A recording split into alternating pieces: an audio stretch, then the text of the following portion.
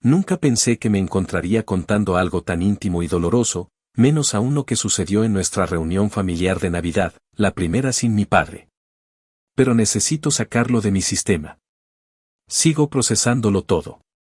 Soy Diego, tengo 35 años, y mi vida es un poco diferente. Soy arquitecto y diseñador, trabajo por mi cuenta, lo que me da la libertad de viajar y elegir mis proyectos. A mi padre, que en paz descanse, le encantaba eso. Decía que yo tenía su espíritu inquieto, el que él nunca pudo vivir plenamente. Siempre me apoyó, incluso cuando mis decisiones no encajaban en el molde tradicional que mi hermano Ricardo, el mayor, siempre pareció anhelar. Papá falleció hace apenas 3 meses, en octubre. Su ausencia lo cambió todo. Su muerte dejó un vacío que aún no hemos aprendido a llenar, y parece que, para algunos, también abrió la puerta a ciertas oportunidades.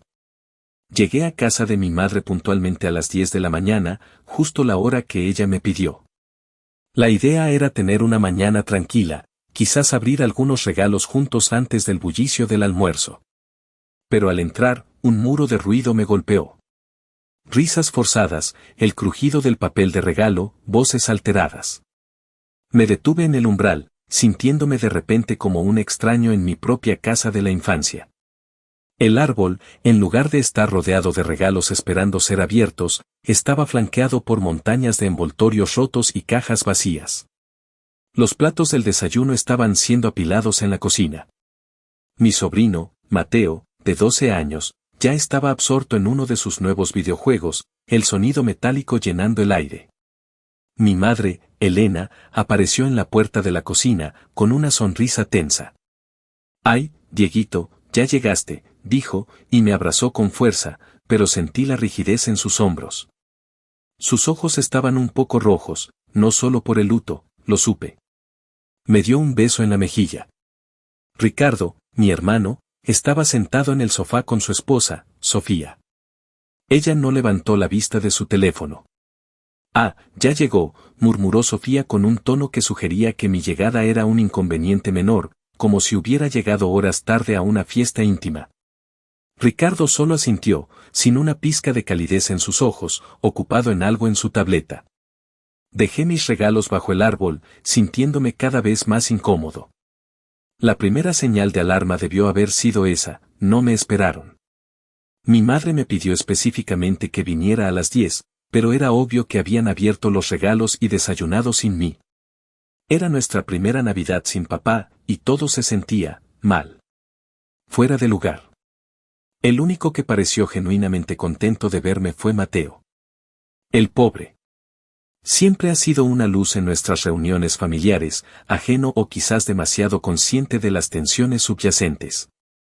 Se levantó corriendo de su juego y vino a mostrarme su nueva consola y los juegos. «Tío Diego, mira lo que me trajo Santa», dijo, con esa inocencia que te desarma. Me arrodillé para verlo, sonriendo. Pero el momento no duró.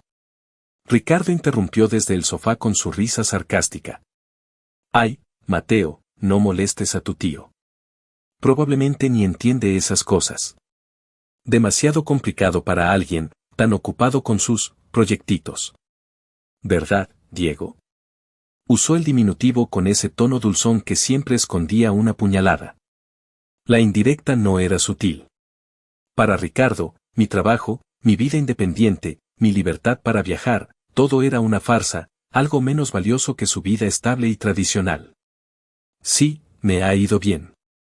Mi trabajo me permite vivir cómodamente, ahorrar. Pero para mi hermano, a menos que tengas un horario fijo de oficina, un jefe que te dé órdenes, una hipoteca a 30 años y niños pequeños corriendo, no tienes una vida de verdad. Papá nunca pensó así. Él me veía como exitoso a mi manera. Pero desde que papá se fue, los comentarios sobre mi estilo de vida se volvieron más frecuentes, más directos y más venenosos. Este era solo el principio. Sentí un nudo en el estómago, una punzada de dolor no solo por el insulto, sino por el frío desprecio que emanaba de él. Decidí ignorarlo, por ahora. «Es Navidad», me dije. Pero el ambiente ya estaba envenenado. Sabía que sería un día largo y difícil. Un recuerdo fugaz cruzó mi mente, una cena familiar años atrás, yo hablando con entusiasmo de mi primer proyecto grande como freelance, Ricardo resoplando y diciendo que era un pasatiempo caro. Mi padre, con una sonrisa tranquila, había dicho algo como Diego construye su propio camino, hijo. No todos necesitamos el mismo molde. Ricardo se había quedado callado, con cara de pocos amigos. Ahora no estaba papá para suavizar las cosas. El ambiente durante el almuerzo era, si cabe, aún más tenso que antes.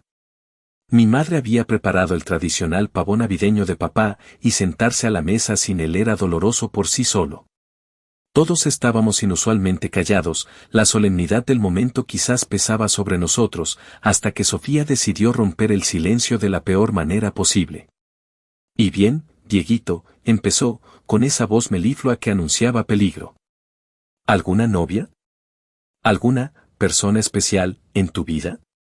Ya a tu edad, de verdad, deberías pensar en sentar cabeza. Me miró por encima de su plato, una evaluación desaprobatoria en sus ojos maquillados. Mateo necesita primos de su edad, ¿sabes? No se va a hacer más joven. Antes de que pudiera articular una respuesta sensata o decir algo sarcástico, que era mi primera inclinación, Ricardo intervino, riendo, pero con el mismo filo de antes. Ay, Sofía, ¿no te das cuenta que él está demasiado ocupado viviendo la vida de soltero? Sin esposa, sin hijos, sin vida de verdad, ¿verdad, Dieguito? Se recostó en su silla, mirándome con una mezcla de burla y lástima fingida. La forma en que lo dijo, y la forma en que todos los demás en la mesa, mis tíos, tía Carmen y tío Luis, que siempre se alineaban con Ricardo en cuestiones de normalidad familiar, incluso mi madre, que miró su plato con una expresión de culpa, asintieron o apartaron la mirada, me dijo que esta no era la primera vez que discutían mis elecciones de vida a mis espaldas. Se sentían con el derecho de juzgarme, de dictaminar si mi vida era verdadera o no. Porque no se parecía a la suya. Respiré hondo, tratando de mantener la calma que papá siempre me enseñó a tener en momentos de tensión. Mi vida es bastante plena, en realidad, dije, mi voz más firme de lo que esperaba. Me enfoqué en mi comida, en el sabor familiar del pavo que me recordaba a papá. Estoy feliz con mis decisiones. Sofía dejó el tenedor con un clac. ¿Plena? ¿De qué, Diego? ¿De trabajar todo el día detrás de una pantalla, viajar a cuartos de hotel vacíos? Eso no es vivir, Dieguito. Eso es solo, existir. Su tono era de lástima, pero la crueldad subyacía en cada palabra. Estás desperdiciando tu potencial. ¿Tu padre habría querido qué? La escuché mencionar a papá y algo se rompió dentro de mí. La interrumpí, mi voz más cortante ahora. No. No me digas lo que papá habría querido. La tensión en la mesa era insoportable. El aire se volvió denso. Mi madre intentó cambiar de tema rápidamente, hablando de los planes de Año Nuevo, pero Ricardo no había terminado. ¿Sabes qué? No. Necesitamos hablar de esto, dijo, golpeando ligeramente la mesa con el puño. Se veía alterado. La lectura del testamento es la próxima semana y tenemos que ser realistas aquí. Se inclinó hacia adelante, bajando la voz como si fuera a compartir una sabiduría profunda, pero sus ojos brillaban con una mezcla de avidez y resentimiento. Tú tienes todos esos ahorros, Diego, continuó. Sin responsabilidades, mientras nosotros estamos tratando de darle la mejor vida posible a Mateo. Es la escuela, las actividades, el futuro. No es justo. Esa palabra, justo, dicha por él, sonaba obscena. Fue entonces cuando noté la expresión de mi madre, culpa. No podía mirarme a los ojos. Mi mente empezó a atar cabos sueltos. Había habido conversaciones extrañas en las últimas semanas, llamadas de mi madre preguntando nerviosamente por mis ahorros, comentarios crípticos de Ricardo sobre ayuda familiar. Pero no podía creer lo que estaba empezando a sospechar. Intenté mantenerme racional. ¿Qué quieres decir con ser realistas? El silencio que siguió a mi pregunta fue breve, pero pareció eterno. Todos en la mesa contuvieron el aliento. Sofía fue la primera en hablar de nuevo, su voz de vuelta a ese tono empalagoso y falso. Bueno, Dieguito, es que, hemos tenido algunos gastos inesperados, ¿entiendes? La escuela de Mateo, esas clases extras de robótica que son carísimas, las renovaciones de la casa. Papá prometió ayudarnos con eso antes de que, ya sabes. Se detuvo, incapaz de pronunciar la palabra falleciera. Continuó, con una prisa nerviosa. Y, teníamos una oportunidad de inversión increíble. Algo seguro, que nos daría un gran retorno. Pero necesitábamos capital rápido. Mucho capital. Empecé a sentir un frío que no tenía nada que ver con el clima navideño.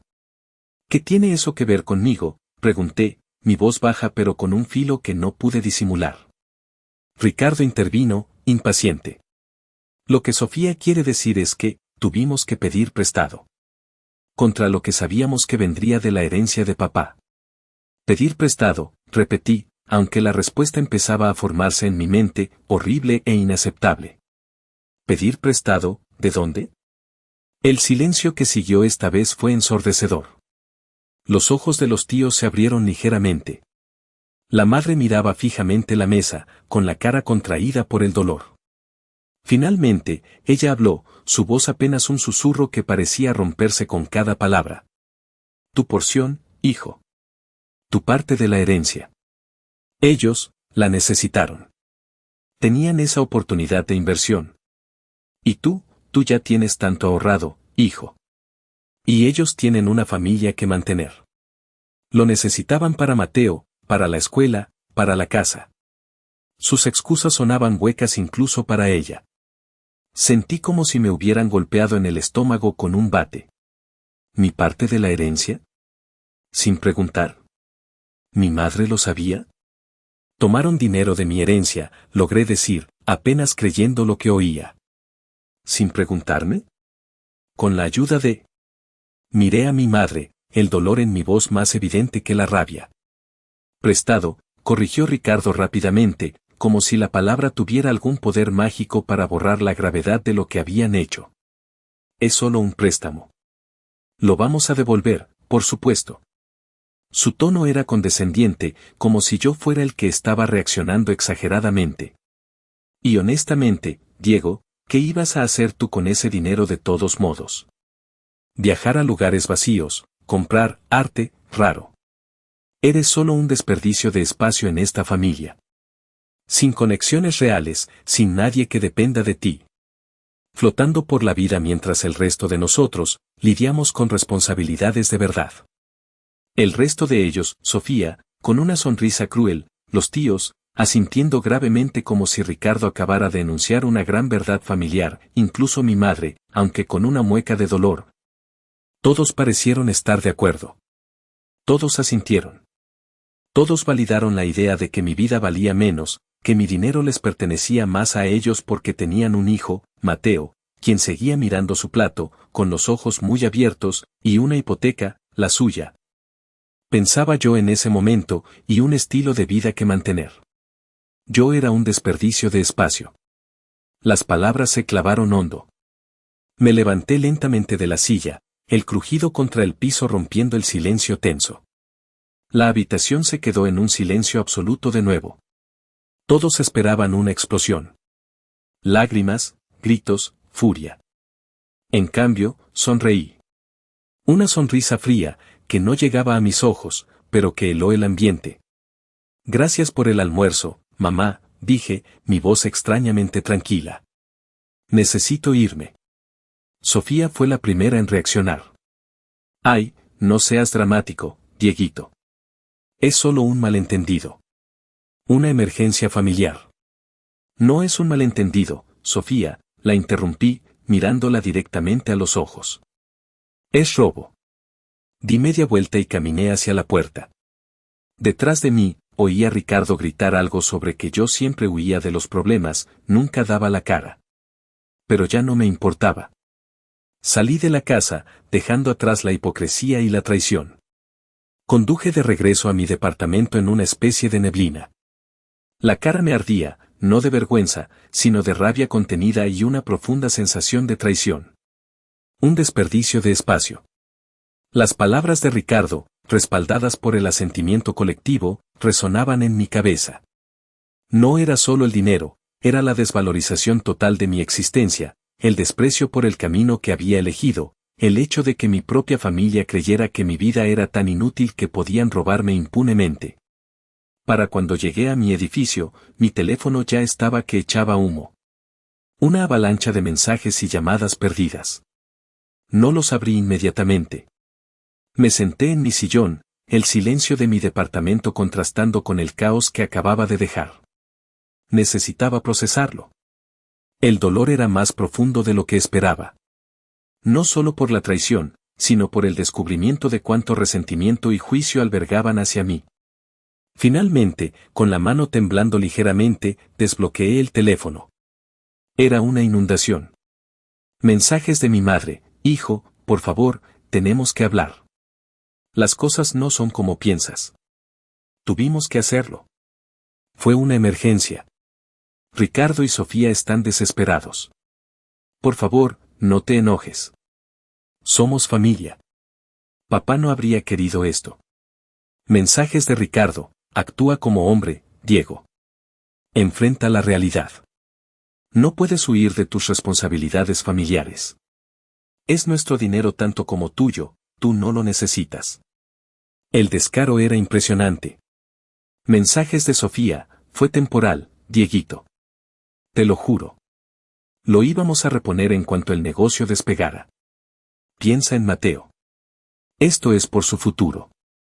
No seas egoísta. Ellos tienen una familia que mantener. Usaba a Mateo como escudo. Leí algunos, sentí náuseas.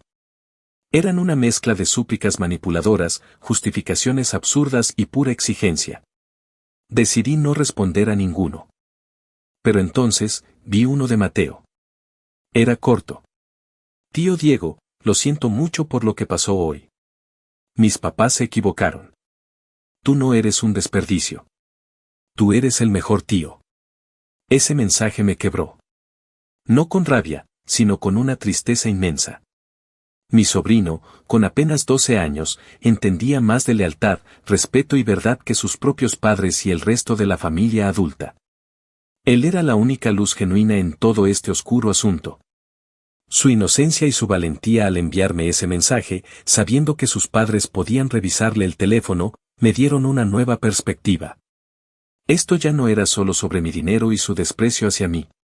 Era sobre proteger a Mateo de las consecuencias de la irresponsabilidad de sus padres, y quizás, solo quizás, intentar que Ricardo y Sofía enfrentaran la realidad de sus acciones no solo ante mí, sino ante ellos mismos. Me levanté, la determinación reemplazando el shock. No iba a dejar que esto se quedara así. No por los 350,000 pesos, la cantidad exacta aún no la sabía, pero sabía que era mi parte de la herencia, que sería considerable, sino por la injusticia, por la memoria de mi padre, por Mateo. Y por mi propia dignidad. Me habían llamado un desperdicio de espacio, me habían robado y habían intentado justificarlo con mentiras y desprecio. Era hora de mostrarles exactamente de qué estaba hecho este desperdicio. Recordé la última conversación con mi padre, apenas una semana antes de que falleciera. Estábamos sentados en su estudio, él ya débil pero con los ojos claros. Me hizo prometerle dos cosas: que siempre cuidaría de la familia, y que siempre, siempre mantendría mi posición, que no dejaría que nadie me pisoteara. En ese momento, pensé que era la medicación, desvaríos de un hombre cansado. Ahora, me pregunto si él sabía algo. Si sospechaba de las tendencias de Ricardo, si preveía que mi independencia me haría un blanco. Tomé mi teléfono. Ignoré las llamadas entrantes de mi madre. Busqué el número. Llamé al despacho del señor Gutiérrez, el abogado de mi padre, un hombre en el que mi padre confiaba plenamente. Era tarde, pero dejé un mensaje urgente, pidiendo una reunión a primera hora de la mañana. Mañana, iba a descubrir exactamente qué habían hecho, cuánto dinero habían tomado, y qué significaba todo esto legalmente. Mañana, empezaría a contraatacar. Mi teléfono seguía vibrando sin cesar, pero lo silencié. Estaba listo. La mañana siguiente me dirigí al elegante despacho del señor Gutiérrez. Había dormido poco, mi mente dando vueltas, tratando de unir los pedazos de información que tenía, la confesión de la familia, el desprecio de Ricardo y Sofía, el mensaje de Mateo. El vago recuerdo de la promesa a mi padre. La sensación de que algo estaba profundamente mal, más allá del robo inicial, me carcomía. Antes de la reunión, pasé un par de horas en un café, usando mi laptop. Empecé a hacer mi propia investigación discreta en línea. Busqué registros públicos de propiedades vinculadas a Ricardo y Sofía. Encontré su casa, con una hipoteca fuerte, lo cual no era sorprendente. Pero también encontré referencias a préstamos adicionales, algunos vinculados a una empresa de inversiones tecnológicas de la que Ricardo era socio. Una búsqueda rápida sobre esa empresa reveló artículos vagos, promesas de grandes retornos, y un rastro de inversionistas insatisfechos y rumores de fraude o al menos, de gestión desastrosa. Empecé a entender que su oportunidad de inversión increíble era, muy probablemente, un pozo sin fondo o una estafa. Mis sospechas se intensificaron. Llegué al despacho del señor Gutiérrez a la hora acordada. El señor Gutiérrez es un hombre mayor, de apariencia serena, con una mirada aguda detrás de sus gafas. Me saludó con una calidez profesional. Esperaba su llamada, Diego, me dijo, lo cual me sorprendió. Me hizo pasar a su oficina, una sala con mucha madera y olor a libros viejos. Su padre, preveía que podría haber problemas después de su partida, comenzó el señor Gutiérrez, su voz tranquila pero seria. No especificó exactamente qué tipo de problemas, pero me dejó instrucciones muy claras y me confió ciertos documentos para el momento en que usted contactara conmigo. Mi padre lo sabía. La confirmación me heló la sangre y me conmovió a la vez. Él me conocía a su otra familia, y preparó el terreno. El señor Gutiérrez sacó una carpeta gruesa. Diego, su padre dejó su herencia, su parte específica, en un fideicomiso para su beneficio, con ciertas condiciones que debían cumplirse después de su fallecimiento. Era una forma de proteger sus bienes y asegurar que se distribuyeran según sus deseos. Sin embargo, hizo una pausa y me miró fijamente. En los últimos meses, su hermano Ricardo, actuando junto con su esposa Sofía, ha logrado acceder a fondos de ese fideicomiso. Lo sé, dije, mi voz apenas un suspiro. Me dijeron que, pidieron prestado, de mi parte en Navidad. El señor Gutiérrez frunció el ceño levemente. Diego, esto va mucho más allá de un simple préstamo informal. Sacaron préstamos formales, usando su nombre y su firma.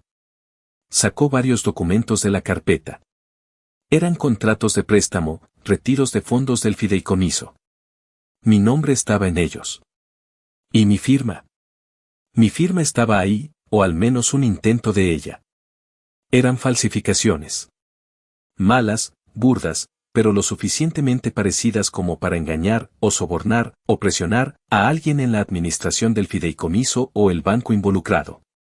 Sentí una ola de náuseas al ver mi firma falsificada una y otra vez. Era un crimen. Un robo calculado. ¿Cuánto?, pregunté, mi voz tensa. El señor Gutiérrez miró los documentos. Sumando todos los retiros y préstamos, la cantidad asciende a poco más de $350,000 americanos. Tragué saliva. Era más de lo que esperaba, una cantidad enorme. 350,000 pesos de mi dinero. ¿Cómo pudieron hacer esto?, pregunté, la indignación creciente. ¿No estaba el dinero en un fideicomiso? ¿Cómo accedieron sin mi consentimiento, falsificando mi firma? El abogado suspiró. Es complicado. Su padre estableció el fideicomiso con ciertas flexibilidades, confiando en que sus hijos actuarían de buena fe. Ricardo y Sofía parecen haber explotado alguna laguna, quizás presentando documentos fraudulentos al administrador inicial del fideicomiso o aprovechando un momento de transición. Estamos investigando la complicidad o negligencia de terceros. Pero la falsificación de firma es innegable. Es un delito grave. Me explicó la situación financiera de Ricardo y Sofía con más detalle. Mi propia investigación superficial se quedó corta. Estaban en una ruina total. Su casa, hipotecada al máximo. Varias tarjetas de crédito, incluyendo algunas que habían logrado obtener a nombre de mi madre, otro hecho que me heló, estaban al límite. El negocio de inversiones era un fracaso absoluto, posiblemente con aspectos fraudulentos que podrían tener consecuencias legales para Ricardo. Habían quemado dinero a una velocidad alarmante, tratando de mantener una fachada de éxito mientras se hundían. Usaron la enfermedad de mi padre, su bondad y su dinero, para intentar salvarse, cavando un agujero cada vez más profundo. Y cuando el dinero de mi padre no fue suficiente, vinieron por el mío. Y falsificaron mi firma para conseguirlo. Mi cabeza daba vueltas. La crueldad, la desesperación y la audacia criminal de Ricardo y Sofía eran mucho mayores de lo que imaginé en Navidad. No era un préstamo, era robo a gran escala, con falsificación, y habían arrastrado a mi madre a algún nivel de complicidad, consciente o no, en el proceso al usar su nombre o su supuesta ayuda. El señor Gutiérrez me dio un vaso de agua. Necesitaba un momento para asimilar la magnitud del engaño. 350,000 pesos. Firmas falsificadas. Un delito. No solo un préstamo familiar mal entendido. Su padre preveía que algo así podría suceder, aunque quizás no en esta magnitud, continuó el abogado, volviendo a la carpeta. Por eso, semanas antes de fallecer, enmendó su testamento. Lo hizo justo después de una conversación muy difícil que tuvo con Ricardo sobre sus finanzas y sus deudas. El testamento modificado, me explicó el señor Gutiérrez, tenía condiciones muy específicas. Establecía que cualquier dinero tomado del fideicomiso a través de medios no autorizados debía ser reembolsado a la masa hereditaria antes de que Ricardo o Sofía pudieran recibir su propia parte. Era una cláusula de salvaguardia.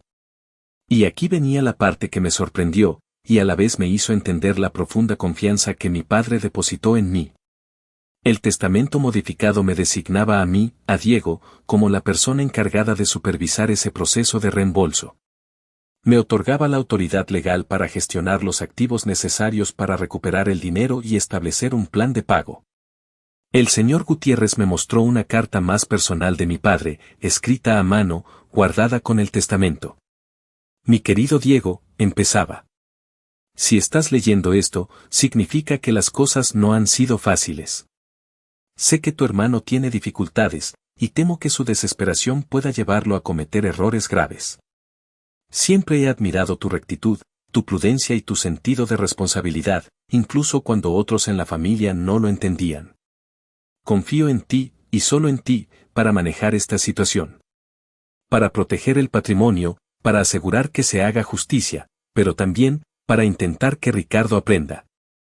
No busques venganza, busca la resolución que sea correcta, aunque sea dolorosa. Tú tienes la fortaleza para ser firme. Leer sus palabras, sentir su confianza, me conmovió profundamente. Él no me veía como un desperdicio de espacio. Me veía como el pilar de sensatez en medio de la tormenta. El señor Gutiérrez dejó la carta sobre el escritorio. Su padre sabía en quién confiaba. Pero las revelaciones no habían terminado. Hay otro asunto sumamente grave que Ricardo y Sofía han intentado ocultar, dijo el abogado, su tono más sombrío aún. Están en una situación desesperada, Diego. Tan desesperada que, además de tomar dinero de su herencia, han puesto en grave riesgo otros activos familiares. Sacó un documento más. Era un aviso del banco. Tenía que ver con la propiedad de los departamentos en alquiler que mi padre había dejado a mi madre en el testamento.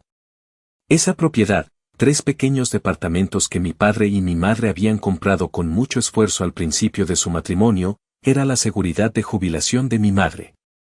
Papá siempre dijo que el alquiler de esos departamentos le aseguraría una vida cómoda después de que él no estuviera. Su hermano Ricardo obtuvo un poder notarial de su madre, la señora Elena, el año pasado, explicó el señor Gutiérrez. Según entendemos, le dijo que era para manejar algunos asuntos legales de su padre enfermo. Pero lo usó para sacar una segunda hipoteca sobre la propiedad de los departamentos de su madre. Mi respiración se entrecortó. La propiedad de mi madre. La cantidad del préstamo es considerable, y los pagos no se han realizado en meses. El banco ha iniciado el proceso de ejecución hipotecaria. Si no se toman acciones inmediatas, su madre podría perder su única fuente de ingresos y su seguridad de jubilación. Esto era otro nivel de traición. No solo me robaron a mí, sino que engañaron a mi madre y pusieron en riesgo su futuro financiero. Usaron su dolor y su confianza en Ricardo para robarle su propia seguridad. Las tarjetas de crédito a nombre de mi madre que vi en la lista de deudas de Ricardo, ¿ella lo sabía? ¿O también fue un engaño para obtener crédito a su nombre? El señor Gutiérrez confirmó mis temores. Sofía había gestionado esas tarjetas, pidiendo extensiones, aumentando los límites, todo a nombre de mi madre. Mi madre probablemente firmó papeles sin leerlos o sin entender las consecuencias, confiando en su hijo y nuera. La desesperación de Ricardo y Sofía no era una excusa, era un peligro para todos a su alrededor. Las súplicas y amenazas que llenaban mi teléfono adquirieron un matiz aún más oscuro. La escuela de Mateo amenazando con expulsarlo. La ejecución hipotecaria de la propiedad de mi madre inminente. Mis 350,000 pesos robados. Todo conectado a la irresponsabilidad y el engaño de Ricardo y Sofía. Su padre, dijo el señor Gutiérrez, interrumpiendo mis sombríos pensamientos, también previó esto, en cierta medida. Por eso, me confió algo más que quizás le sea útil. El señor Gutiérrez se puso de pie y caminó hacia una pequeña caja fuerte empotrada en la pared de su oficina. La abrió con una combinación y sacó otra carpeta, esta vez sellada. Su padre me dio esto hace un tiempo, con instrucciones de dársela solo si sentía que la situación familiar post-fallecimiento se volvía contenciosa o si usted sospechaba de irregularidades graves. Abrió la carpeta y sacó un documento. Es una carta de instrucciones para usted y la ubicación de algo más. Me entregó una hoja de papel. Era la letra de mi padre. Mis ojos se llenaron de lágrimas al verla. Empecé a leer. Era más personal que la carta que venía con el testamento. Hablaba de su amor por mí, de su orgullo. Y luego, la parte que el señor Gutiérrez mencionó: Diego, si estás leyendo esto, significa que las cosas han llegado a un punto difícil. Sé que tu hermano tiene debilidades, y temo que la desesperación lo lleve a hacer cosas de las que se arrepentirá. No puedo protegerte siempre, pero puedo darte las herramientas para que te protejas a ti mismo y a tu madre.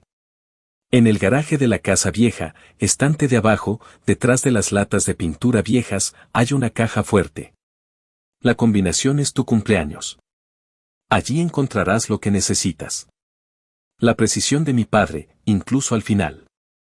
Siempre preparado. Agradecí al señor Gutiérrez, quien asintió con comprensión. Dejé su despacho con un propósito renovado. Tenía que ir a ese garaje. Tenía que ver qué más me había dejado mi padre. Conduje hasta la casa de mi madre. Estaba vacía, lo cual fue un alivio. El ambiente seguía cargado de la Navidad forzada y la ausencia de papá, pero me dirigí directamente al garaje. Era el santuario de mi padre. Herramientas colgadas en perfecto orden, latas de pintura alineadas, el olor a madera y metal. Me parecía oír su voz, explicando cómo usar una herramienta, o simplemente trabajando en silencio a mi lado. Fui al estante de abajo, busqué detrás de las latas de pintura viejas. Allí estaba. Una caja fuerte metálica pequeña, oculta a la vista. Introduje la combinación, mi fecha de nacimiento. Hizo un clic y se abrió. Dentro, había varias cosas. Unas unidades USB. Otra carta de mi padre. Y un libro. Un libro de contabilidad con una cubierta de cuero oscuro. Parecía viejo. Lo abrí. Lo que encontré me dejó helado.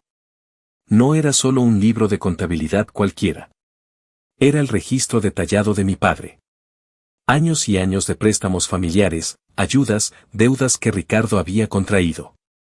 Cantidades, fechas, el supuesto propósito del dinero, y a veces, comentarios concisos de mi padre. Préstamo para iniciar, negocio, 50K, cubrir deuda tarjeta, 5K, ayuda, emergencia, 10K, inversión fallida, 20K. Había un rastro de irresponsabilidad que se remontaba a años, quizás décadas. Y allí, hacia el final, estaban las entradas más grandes, las de los últimos meses, que coincidían con la cantidad que el señor Gutiérrez mencionó, marcadas de forma diferente, quizás indicando que salieron del fideicomiso o de otras fuentes que no eran los ahorros directos de mi padre. También había notas que hacían referencia a la propiedad de la madre, a préstamos hipotecarios. Mi padre lo sabía. Lo registraba todo. Probablemente intentaba ayudar, esperando que Ricardo cambiara, pero al mismo tiempo, documentaba la irresponsabilidad. Este libro era la prueba irrefutable. La carta final de mi padre explicaba por qué lo había hecho. Ricardo es un buen muchacho en el fondo, escribió, pero tiene una debilidad con el dinero y se deja influenciar fácilmente. He intentado ayudarle, guiarle, pero parece que no aprende. Este libro es un historial. Las unidades USB contienen copias de documentos, correos electrónicos, incluso grabaciones discretas de conversaciones que tuve con Ricardo sobre sus deudas. Mi padre había reunido un expediente completo sobre la situación financiera de mi hermano. Lo hizo, escribió, no para castigarlo, sino para darle a la familia una forma de entender la verdad y, si es necesario, una herramienta para forzarlo a enfrentar sus problemas antes de que se destruya a sí mismo y a quienes lo rodean. Me confió el libro y las USBs a mí porque tú siempre has sido el más sensato, Diego. El que no se deja llevar por las emociones o las apariencias. Sé que usarás esto sabiamente. La última línea, escrita con pulso firme, fue, a veces, amar a la familia significa ser firme. No tengas miedo de mantener tu posición. Eres más fuerte de lo que creen. Me senté allí en el garaje por un largo tiempo, rodeado de los fantasmas de mi padre, la evidencia de la irresponsabilidad de mi hermano y el peso de la responsabilidad que ahora caía sobre mí. Miré el libro de contabilidad, el testamento, las cartas, los documentos falsificados, las copias que me dio el abogado, los mensajes en mi teléfono. Todo se conectaba. Mi padre no solo previó la tormenta, me dio el mapa y las herramientas para navegarla. Mi teléfono vibró. Un mensaje de mi madre, Diego, Ricardo, Sofía, tía Carmen y tío Luis, vamos a reunirnos mañana por la mañana aquí en la casa. Necesitamos hablar. Arreglar esto en familia. Por favor, ven. Sabía lo que significaba, una intervención. Una trampa. Pero ahora, yo tenía el arsenal. Estaba listo. La mañana siguiente me dirigí a la casa de mi madre con una mezcla de aprensión y determinación fría. El día anterior, había pasado horas organizando la evidencia, el testamento modificado, las copias de los préstamos falsificados, las copias del libro de contabilidad y los documentos de las USBs. El señor Gutiérrez me había enviado un enlace seguro para descargarlos. Envié copias digitales de todo al señor Gutiérrez para que las tuviera en su archivo. No estaba actuando por venganza, sino siguiendo el plan de mi padre, forzar a Ricardo a enfrentar la verdad y proteger lo que quedaba. Al llegar a la casa, la cantidad de coches en la entrada confirmó mis sospechas. No solo estaban Ricardo y Sofía, sino también tía Carmen y tío Luis. Y un coche más. Un Mercedes oscuro. Al entrar, vi al asesor financiero sentado en la sala, con un portafolios en las rodillas. Era el mismo hombre que había visto en el logo de los documentos de la hipoteca de mi madre. Esto no era una charla familiar, era una emboscada disfrazada de reunión. La sala estaba tensa y silenciosa cuando entré. Mis tíos me miraron con expresiones difíciles de descifrar, mezcla de preocupación, juicio y quizás incomodidad. Mi madre estaba de pie cerca de la cocina, nerviosa, jugueteando con un pañuelo. Sofía estaba sentada en el sofá, con una pose perfecta, su rostro una máscara de calma forzada, el maquillaje impecable. Ricardo estaba de pie junto a la chimenea, con los brazos cruzados, una expresión de impaciencia y enojo. Mateo no estaba a la vista, seguramente lo habían enviado a casa de un amigo para mantenerlo alejado del drama. Ricardo fue el primero en romper el silencio, su voz cortante. Qué bueno que finalmente decides aparecer, Diego. Ahora podemos sentarnos a discutir cómo vamos a arreglar el desastre que has causado al negarte a cooperar. Las palabras me golpearon por su descaro. Ellos roban, ellos mienten, ellos arruinan, y yo soy el que causa el desastre. Casi sonreí. Caminé hacia el sillón favorito de mi padre, el que estaba junto a la ventana. Me senté. El asesor financiero me dio un asentimiento breve, profesional. Los tíos me observaban. No dije nada. Los dejé en ese silencio incómodo que a Ricardo tanto le molestaba. Él siempre necesitó llenar los espacios con ruido, con su propia voz. Mira, Diego, dijo Ricardo, su paciencia evaporándose. Gesticuló hacia la sala, hacia los presentes. Hemos estado hablando. Y todos aquí, incluyó a los tíos y al asesor, están de acuerdo en que esta situación con el testamento está causando una tensión innecesaria en la familia. Papá no habría querido esto. Usar el nombre de papá para manipularme era su táctica favorita. El asesor financiero abrió su portafolios. Hemos estado revisando los activos familiares y la situación financiera, dijo con voz neutra. Y hemos elaborado una propuesta que creemos que es la más sensata para todos los involucrados, minimizando el daño. Sacó unos documentos.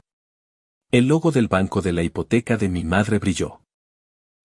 Así que su papel era asegurar los intereses del banco, o al menos, ayudar a Ricardo a presentar una solución que impidiera que todo se derrumbara públicamente. La propuesta era exactamente lo que esperé, una reestructuración total de la herencia.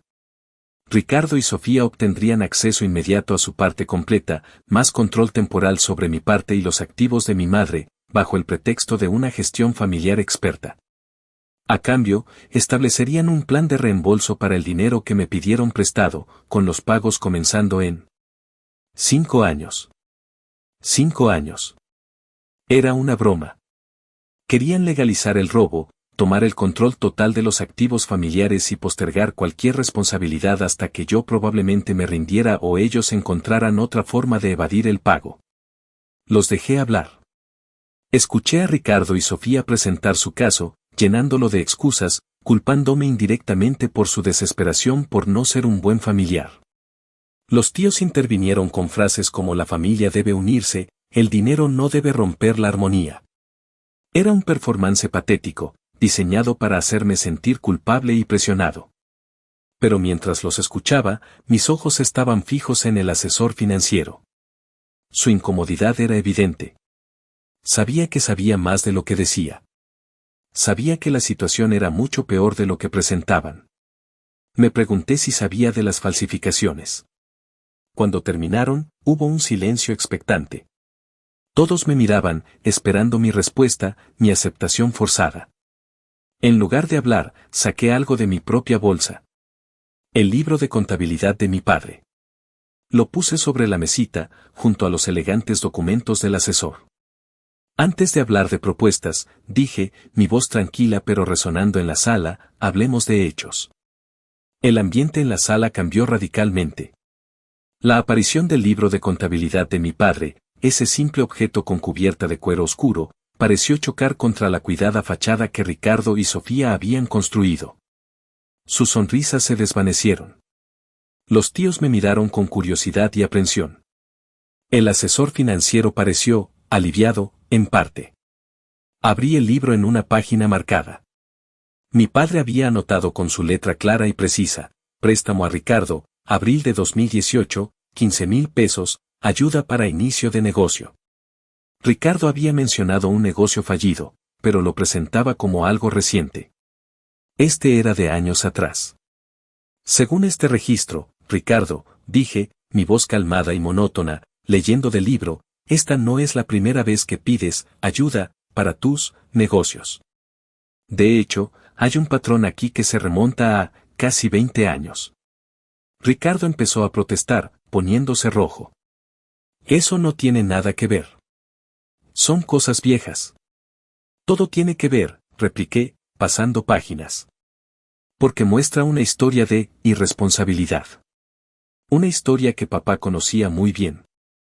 Saqué las copias de los documentos de préstamo con mi firma falsificada. Las deslicé sobre la mesa. Esto, mi voz se endureció, es robo. Falsificaron mi firma. Tomaron más de 350,000 pesos de mi herencia.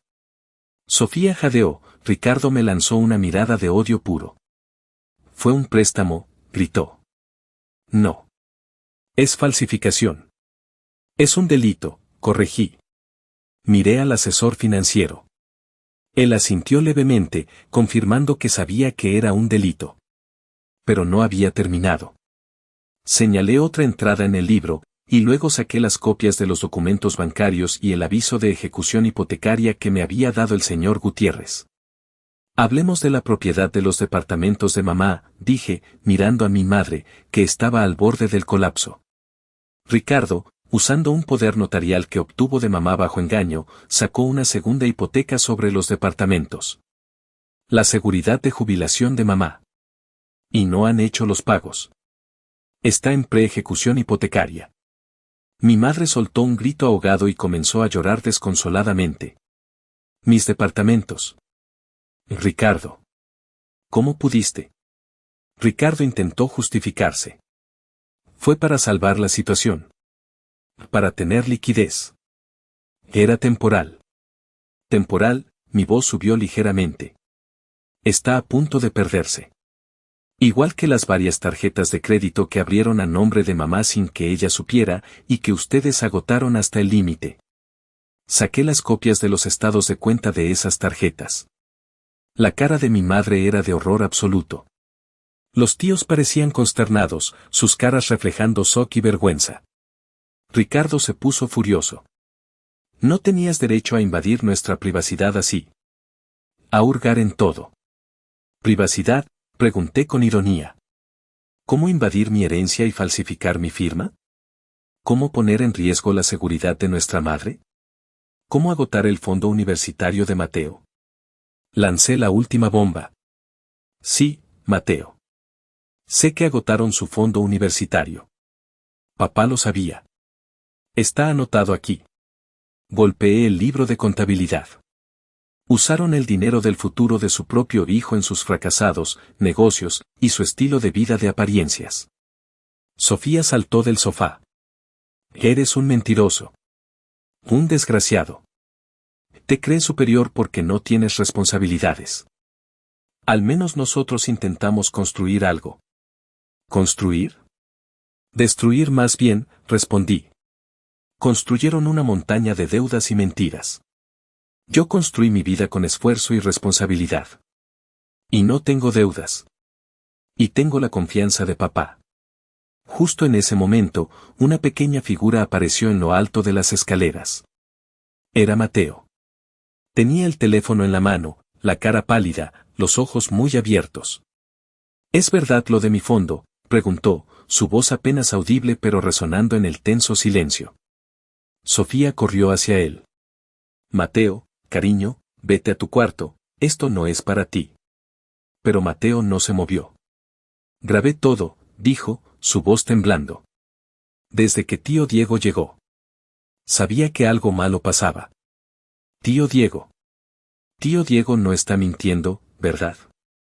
Ustedes me robaron a mí también. El caos estalló. Sofía rompió a llorar, histérica. Ricardo gritó, maldiciendo. Mi madre sollozaba por la propiedad de los departamentos. Los tíos, sin saber qué hacer, se levantaron discretamente y se fueron, evitando el desastre. El asesor financiero me dio una mirada significativa, asintió, me deslizó su tarjeta y se retiró rápidamente, sin decir palabra, dejando claro de qué lado estaba la verdad. En medio de todo, Mateo bajó las escaleras y, en lugar de ir con sus padres, vino hacia mí. Se sentó en el brazo del sillón de mi padre, cerca de mí. No dijo nada, solo me miró con ojos llenos de una tristeza y comprensión que desgarraban. Su pequeño gesto valió más que 1000 palabras. Cuando los gritos y sollozos disminuyeron, saqué el testamento modificado. Aquí está lo que papá dispuso. Esto es lo que va a pasar. Presenté las condiciones, fideicomiso inmediato para la propiedad de mamá para detener la ejecución hipotecaria. Cancelación de todas las tarjetas a nombre de mamá. Fondo universitario de Mateo congelado en una cuenta nueva, a la que solo él tendrá acceso a los 18. Y ustedes dos, miré a Ricardo y Sofía, ahora sentados, humillados, terapia financiera obligatoria a partir de la próxima semana. ¿O qué? Escupió Ricardo, con rabia impotente. O llevo esta carpeta con la evidencia de falsificación a la policía, dije, señalando los documentos. El silencio volvió, esta vez lleno de miedo. Mi madre, con la voz ronca, preguntó si sus departamentos podían salvarse. Le aseguré que sí, que papá dejó fondos en el patrimonio para cubrir las deudas si ellos cumplían las condiciones. Saqué copias del plan de pago y las condiciones. Se las entregué. Mientras las leían, mi teléfono vibró. Un mensaje del señor Gutiérrez, recibí todo. Excelente trabajo, Diego. Tu padre estaría orgulloso. Reunión mañana para formalizar. Nadie se movía. Mateo, sentado a mi lado, habló de nuevo, su voz pequeña pero con una determinación sorprendente. Papá, mamá, firmen. Por favor. No quiero tener que mostrarle a todos en la escuela lo que realmente hicieron. La mención de la grabación fue decisiva. Ricardo palideció. Sofía, con la cara bañada en lágrimas y maquillaje corrido, tomó la pluma. Firmó primero, su mano temblando. Ricardo la siguió, su firma garabateada con furia reprimida y humillación. Me quedé un momento más, asegurándome de que los documentos estuvieran firmados. Ricardo y Sofía se veían rotos, pero no arrepentidos. Más bien humillados y furiosos por haber sido expuestos y forzados a ceder. Mi madre seguía sollozando, su dolor mezclado con el alivio de que sus departamentos pudieran salvarse, pero también el shock de haber sido engañada tan cruelmente por su propio hijo. Mateo seguía sentado a mi lado, aferrándose a su teléfono, su mirada perdida. Me levanté. Ya está. El señor Gutiérrez se pondrá en contacto para empezar con la formalización y la terapia. No hubo adiós. Simplemente caminé hacia la puerta, dejando atrás el campo de batalla emocional. El viaje de regreso a mi departamento fue diferente al del día anterior. No estaba aturdido, estaba agotado. Físicamente, por la tensión, emocionalmente, por la confrontación. Había ganado, si se le puede llamar así. Había cumplido la voluntad de mi padre, había protegido activos, había expuesto la verdad. Pero se sentía vacío. La victoria era hueca. Mi teléfono, por supuesto, volvió a estallar. Esta vez, los mensajes eran más intensos, más variados. Mensajes de Ricardo, amenazas veladas, furia desatada. Esto no se queda así, Diego. Te vas a arrepentir de esto. Mensajes de Sofía, intentos desesperados de culpar a Ricardo, de justificarse a sí misma, de apelar a la familia. Quizás incluso intentando culparme a mí por romper la familia. Mensajes de mi madre, súplicas de perdón, arrepentimiento por haber sido manipulada, lamento por la división familiar, promesas de intentar arreglar las cosas. Y luego, de Mateo, un mensaje largo. Hablando de lo asustado que estaba, lo triste que se sentía, lo confundido. Y al final, ¿puedo ir a quedarme contigo unos días, tío Diego? Hasta que las cosas se calmen aquí. Ese mensaje de Mateo fue el que me hizo enfocarme.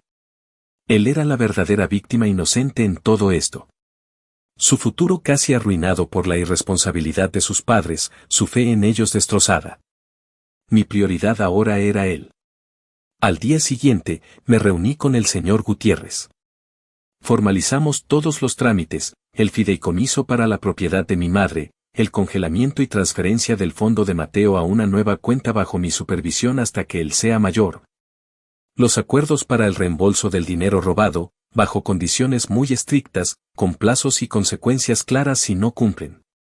El asesor financiero que estuvo en la reunión también estuvo presente, representando al banco, confirmó que las acciones tomadas pondrían la hipoteca de la madre en regla.